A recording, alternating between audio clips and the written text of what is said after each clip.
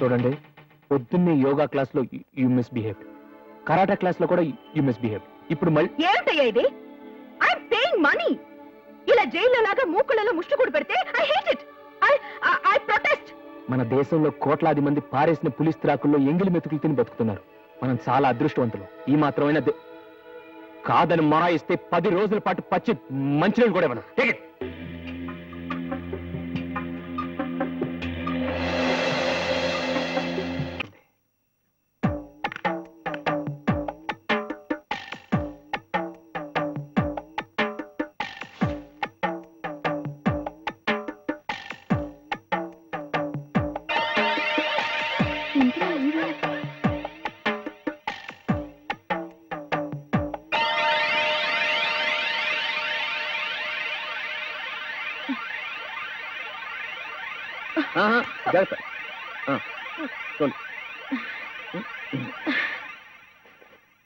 Thank you. ఆగో. ఇంత రాత్రి వేళ ఒక ఆడపిల్ల హాస్టల్ రూల్స్ అతిక్రమించి ఎక్కడి నుంచి వస్తున్నావు? ముందు చెయ్యొదులు. నేను ఎక్కడికి వెళ్తానో, ఎక్కడి నుంచి వస్తున్నానో అన్ని నీకు చెప్పే చేయాలా?